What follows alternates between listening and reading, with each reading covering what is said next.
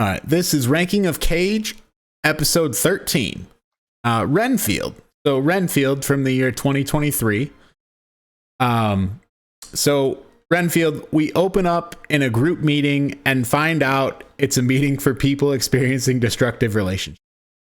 So our main character, Robert Montague Renfield, is at this meeting because he has come to feel his relationship with Dracula is this.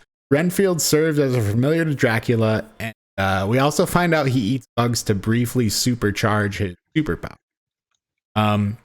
So we see that currently Dracula is recovering because he goes on eating binges and then eventually picks fights with the wrong religious vampire hunters, and he got trapped in a circle and then burned up, and so he's in a terrible state and he's been recovering. So Renfield is helping him to recover at this point. So another thing about these meetings that Renfield attends is that he uses these meetings to find victims for Dracula by tracking down the people that are complained about by the other people meeting. So through this, we're introduced to our other characters. So we have the Lobo crime family. And the main one we see from that is Tedward Lobo, who's like the prince son of the crime family. And then there's a traffic cop whose father was murdered by that crime family. So those are the other two that kind of play in through this. The police officer, who is a traffic cop, her name's Rebecca, and she's trying to bring charges against Tedward Lobo and bring down this crime family. We end up in a scenario where the son of the crime family, Tedward, is carrying out an attack on a restaurant to go after Rebecca and potentially try and intimidate.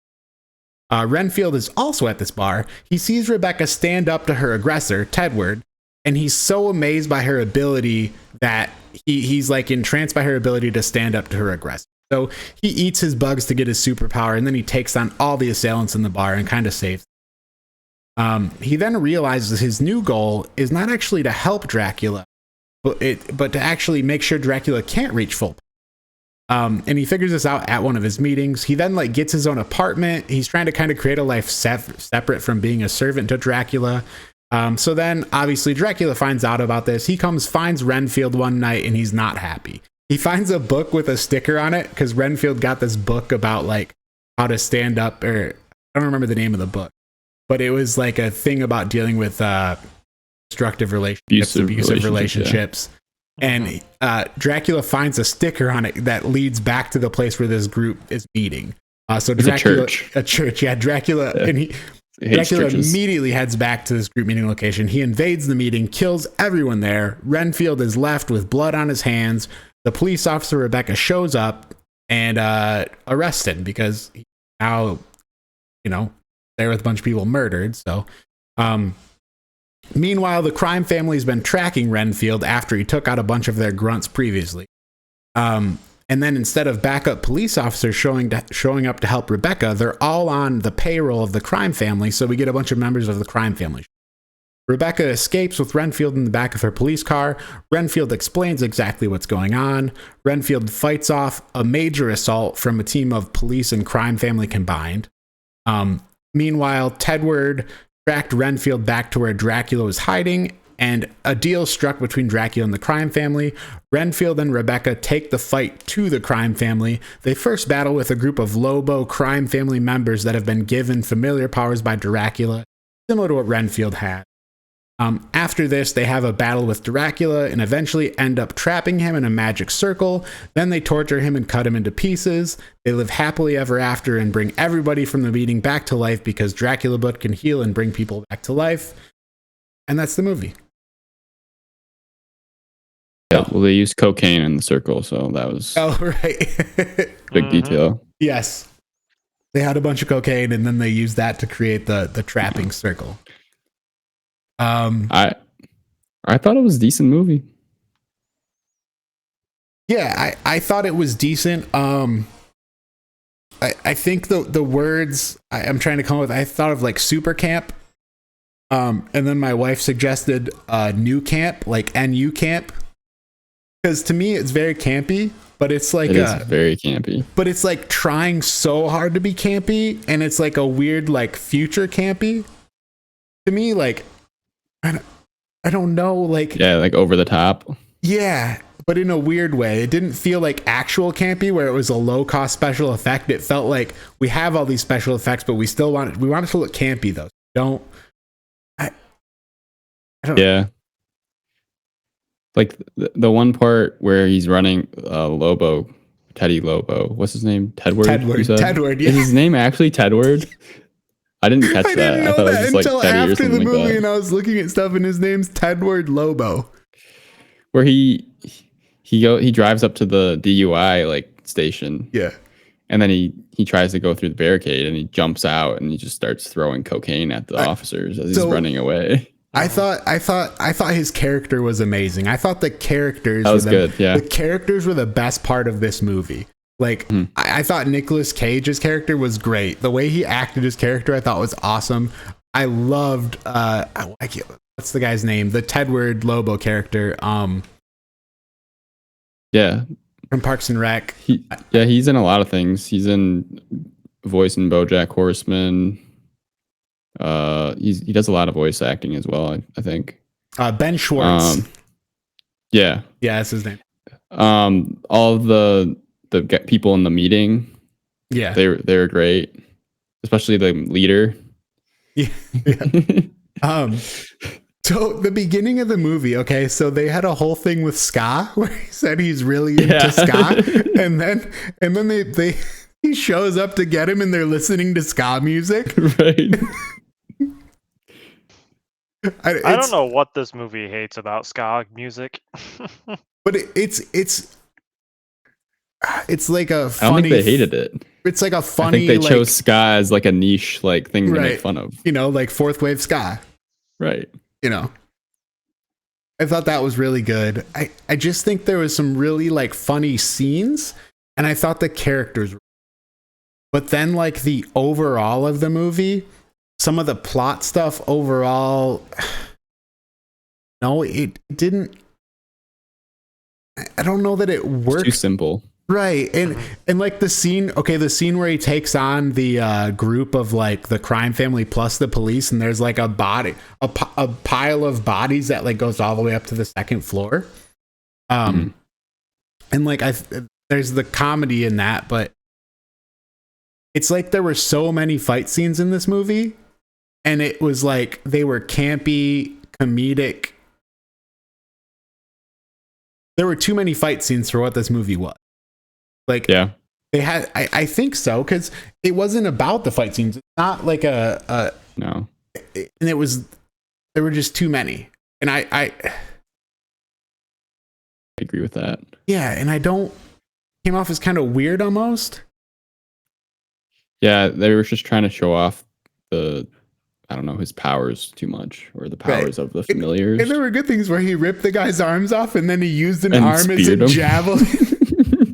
Like, I think that one was good, but like funny. The scene at the end where he has like the drawn out battle scene with the other familiar powered guys. That seemed unnecessary. The end scene where they like torture Dracula, then cut him into pieces, felt weird. I don't know. It felt like oddly brutal, but maybe that's like the campy thing they're going for. But I guess for me personally, it just felt really like grotesquely brutal. It's too grotesque to be a resolution, you think? Yeah. But it was going for that campy kind of gore, so maybe that's in line with it, but it didn't feel great to me. Pedro, what about you? What are your thoughts? Meh. You didn't like it. You don't like the gore. You hate campy gore. See, I don't know. Like, it really depends. Like, if I was ranking this just in terms of its own qualities as a movie, I have one in mind. If I'm ranking this in terms of Nicolas Cage movies, I would have another ranking in mind. But yeah, I think the idea wasn't really good. So you think the idea was not good? Was really good. Yeah, the execution. Right. And just like the busload of cheerleaders, and then like literally a busload of cheerleaders, like That was so perfect. I loved those parts of the movie. I loved like the different things that happened. Just the overall thing I didn't like as much. And towards the end, like the fight scenes, and it's almost like that. The fight scenes and like the deal with the crime family matriarch didn't. It kind of came off too harshly, maybe. Like as the rest, it was like comedic in other ways, but then that like tried to take this super serious tone. And the Tedward Lobo character came off as kind of comical, but then the rest of the family maybe didn't so much. Sorry, Cooter, I cut you off. No, you're good. Earlier. No, you're good. I don't know. This Kudrow's kudos. What's Kudrow's kudos? Kudrow's kudos for this one. Oh, I hate this segment. Oh, let me think. Wow.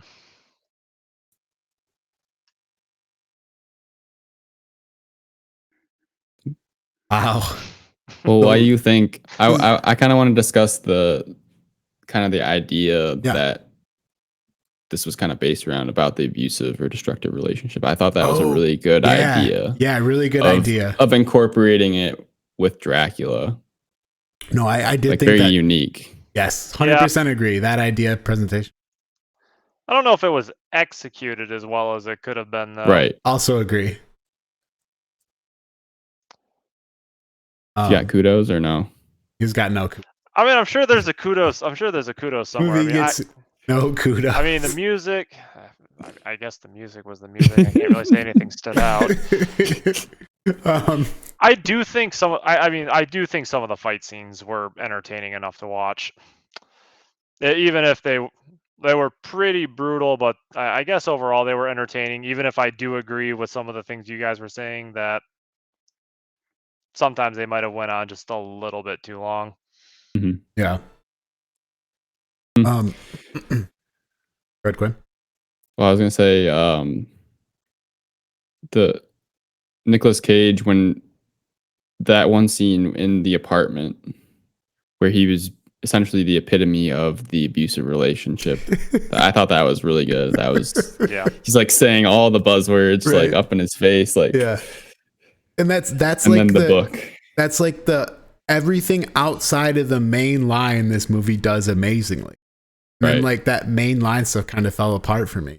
The montage where they're like preparing for the final battle, just so underwhelming and subpar. Like it felt like they were going for like a preparation montage, and then it was just like not good and not much to offer. Yeah. I mean, preparation montages have been done to death. Like, gotta put a good one. Right. Yeah, I don't even remember what they did. All I remember is the car. Yeah, the car, and that's then the like only thing I remember. It like putzed around and didn't do much. Tackle shop for Renfield to get. Oh yeah, they needed bugs. I guess that's pretty unique. I guess. And he ate the bugs, and it was in his teeth. Yeah, that's what you got for it. Yeah, kind of forgettable. But I kind of see it as similar to Zombieland. I don't know, for some reason. Oh, okay. Yeah. Like how you said, there's all these different scenes that are just funny and outrageous that you can kind of remember. And like comedic in like a terrible situation. Right. Kind of like Zombieland. But the overall story is kind of forgettable. Right. I mean, Zombieland is, you already know what to expect. Yeah. But I think they missed out in kind of using the abusive relationship twist in a way that could have been presented better. But when they did dive into it, it was really entertaining. Right. Yeah, I thought some of the funny. But did we rank it then? Kudrow, do you want to set the floor of this? You didn't have any kudos, so. Oh gosh. Oh gosh, the cameras are everywhere.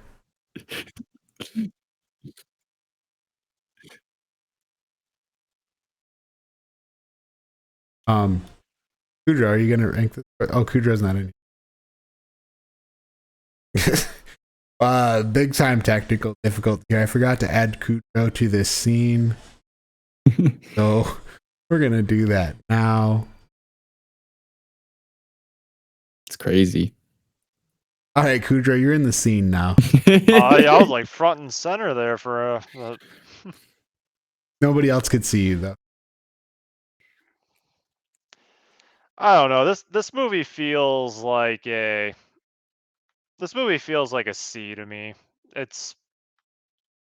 You're in the C tier on this? See, I'm in the C tier on this. Oh, I mean, wow, like this is What, I don't know. It's like an average. To me, it just felt like an average movie. So you're giving it a C. what about the Nicolas Cage acting? Great. How was that for you, Kudrow? Because I guess we didn't really talk too in depth. Yeah, I'm we can wondering talk if that Yeah, Kudrow, what do you think about the Nicolas affects your Cage acting? score.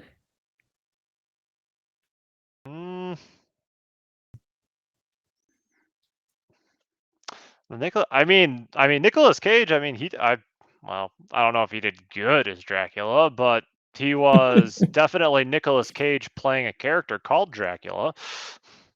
I loved the Nick. I thought it was great.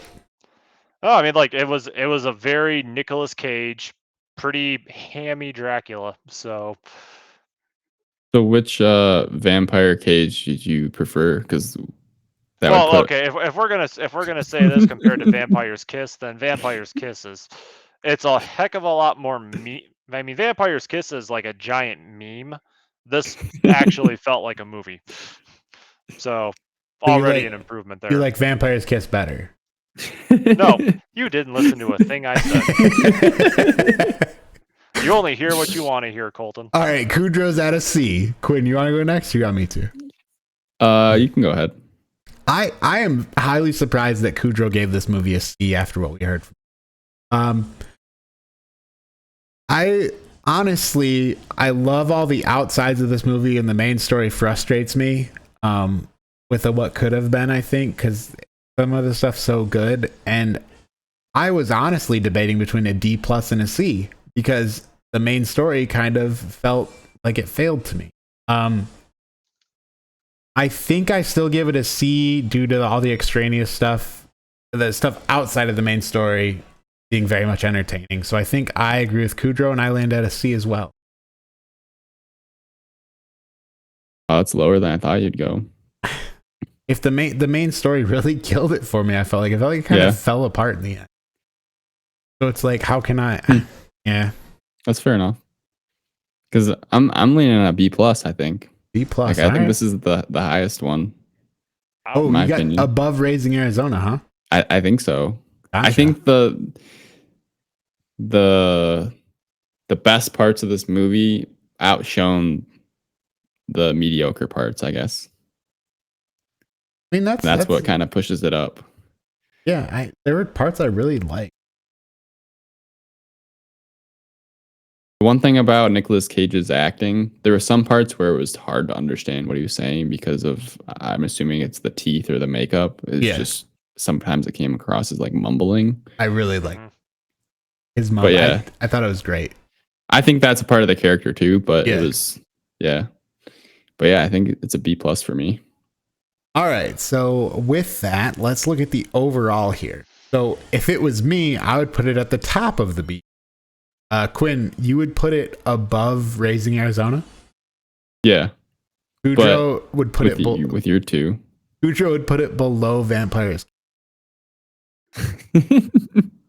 So I would argue for it going in the middle of that at the top of the C tier. That's where I was thinking, probably at the top of the C tier, maybe. That seems like the way to go, because I think Quinn's got a high opinion of it. Kudrow have a lower opinion of it. I have kind of a middle. So yeah. I at this point, I think it sits top of C tier, above Leaving Las Vegas, behind Raising Arizona. I like that too. Even though he won an Emmy for Leaving Las Vegas. Did he? That's crazy. Yeah. Whoops. He did. Well, Cher won an Emmy for Moonstruck, and that's in the fucking D tier. Well, Leaving Las Vegas, our opinions. Or no, wait, Moonstruck was. Go ahead, Kudrow. Sorry. I was just gonna say, leaving Las Vegas, I will say our opinions were very different on that. They were. Yeah, it was a trash movie. So. Oh, yep. Quinn definitely gave it an F. I think Quinn tanked that movie. Like, I think it probably would have been in the B tier, but It Quinn was had so like weird. Quinn It was came such a in with like weird an movie. E. All right, Such a Renfield. weird movie. Renfield is in the top of the seat